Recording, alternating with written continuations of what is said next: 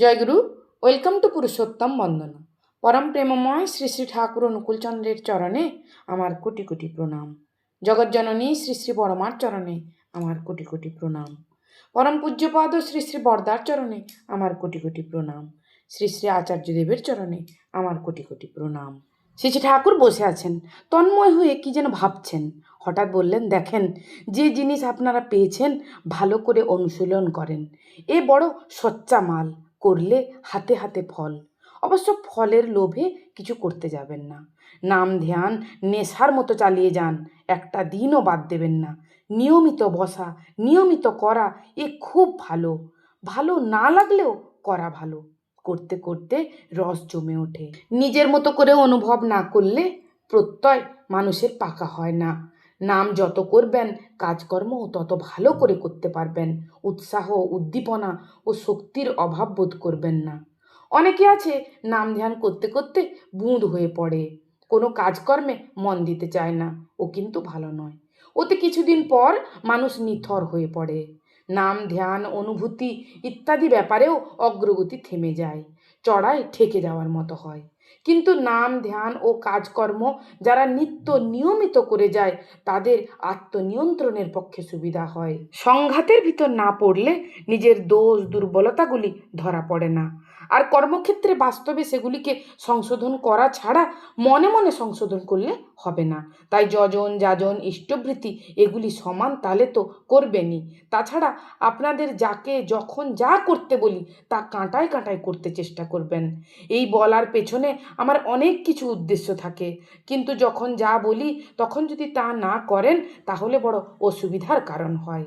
আবার কিন্তু ঠিক মতো করলে অনেক সময় বিপর্যয়ের হাত থেকে বেঁচে যেতে পারেন। শুধু বিপর্যয়ের হাত থেকে বাঁচা নয়, বিবর্ধনের পথও অনেকখানি খুলে যায়। এক একজন যে কি হয়ে উঠতে পারেন তার ঠিক নেই। শ্রী ঠাকুর আমাদের নাম ধ্যান নেশার মতো করতে বললেন। একটা দিনও বাদ দেওয়া চলবে না। নিয়মিত বসতে হবে, নিয়মিত করতে হবে। কিন্তু ক্রমাগতির সঙ্গে কন্টিনিউয়াসলি আমি তো নাম ধ্যান করতে পারছি না। 5-7 মিনিটের বেশি ধ্যান আমি কোনো মতে করতেই পারছি না। কিন্তু আমি এই যে করতে পারি না কেন, বা কেমন করে চললে বা কি করলে আমি বেশিক্ষণ ধরে নাম ধ্যান করতে পারবো। একবার শরৎদা শ্রী ঠাকুরকে বললেন, ঠাকুর, অল্প সময়ের চেষ্টায় যা সিদ্ধ হয় তা করতে আমাদের তত আটকায় না, কিন্তু ক্রমাগতির সঙ্গে ক্রমাগতি নিয়ে কিছু করে চলা আমাদের অনেক সময় ধাতে পোষায় না।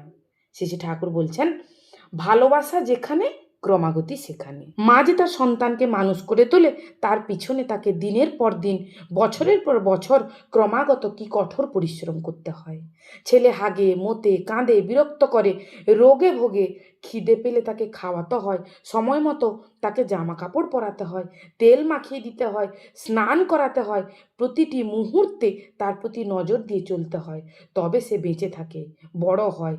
মায়ের এই সেবার ক্রমাগতি যদি না থাকতো তাহলে কি শিশু মানুষ করতে পারতো? মহৎ কিছু পেতে গেলে তাই অনুরাগের সঙ্গে, ধৈর্যের সঙ্গে তার জন্য পরিশ্রম করা লাগে।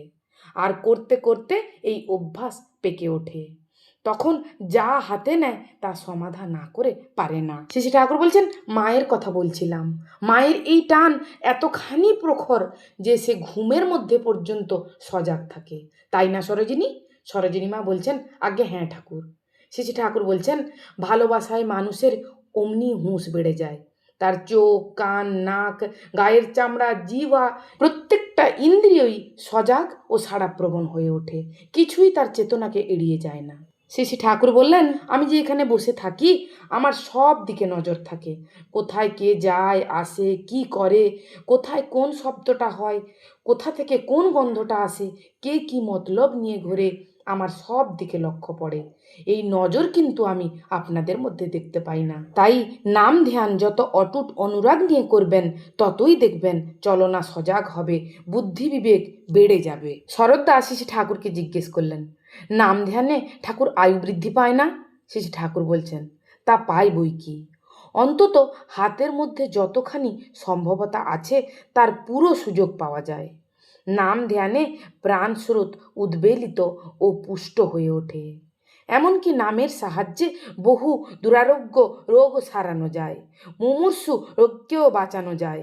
আমরা যদি প্রতিনিয়ত নাম ধ্যান করি বা নাম ধ্যান করার চেষ্টা করি তাহলে কি হয় বলুন তো? একটা ছোট্ট ঘটনা বলি। একবার এক দাদাকে দেখে শ্রী ঠাকুর আদর করে ডেকে বসালেন। তারপরে তার দিকে সস্নেহে চেয়ে বলছেন, আজকাল নাম টাম খুব করছেন তাই না খলিলদা? তখন ওই দাদা বলছেন, আর তো কোনো কাজ নেই, যতটা পারি করি, আর বেশ ভালোই লাগে। তখন শ্রী ঠাকুর বলছেন, চেপে নাম ধ্যান যদি করা যায়, আর কিছু না হোক, শরীর ভালো হবেই। তখন ওই দাদা বলছেন, মনটা খুব ভালো থাকে, তাই তার জন্য শরীরও ভালো হয়ে ওঠে। তখন শ্রী ঠাকুর বলছেন, আপনারাই দেখেন না, এসেছিলেন কেমন সুটকি চেহারা নিয়ে, অল্প কয়েকদিনে কেমন নধরকান্তি হয়ে উঠেছেন। খুব চেপে নাম করেন, কি পেলেন না পেলেন, দেখলেন না দেখলেন, সেদিকে লক্ষ্য না দিয়ে মনের আনন্দে নেশার মতো নাম করে যান। অবসাদের ভাব আসলেও ছাড়বেন না, দাঁড় টেনে চলবেন, দেখবেন স্তরের পর স্তর অতিক্রম করে আপসে আপ কত দূর এগিয়ে যাবেন। তাই চলুন আমরা প্রতিনিয়ত নাম করব, শ্রী শ্রী ঠাকুরের বলা সকল কথা মেনে চলব, আরও বেশি সময় ধরে নাম করার ধ্যান করার চেষ্টা করব। নাম ধ্যান নিয়ে শ্রী শ্রী ঠাকুরের বলা এই কথাগুলি আমি আলোচনা প্রসঙ্গ 2য় খণ্ড থেকে নিয়েছি। পরম দয়ালের রাঙারাতুল চরণে আমার কোটি কোটি প্রণাম। জগজ্জননী শ্রী শ্রী বড়মার চরণে আমার কোটি কোটি প্রণাম। পরম পূজ্যপাদ শ্রী শ্রী বরদার চরণে আমার কোটি কোটি প্রণাম। শ্রী শ্রী আচার্য দেবের চরণে আমার কোটি কোটি প্রণাম জানিয়ে আজকের ভিডিও এখানেই শেষ করি। আপনারা সকলে ভালো থাকবেন, সুস্থ থাকবেন, আনন্দে থাকবেন। জয় গুরু, বন্দে পুরুষোত্তমম।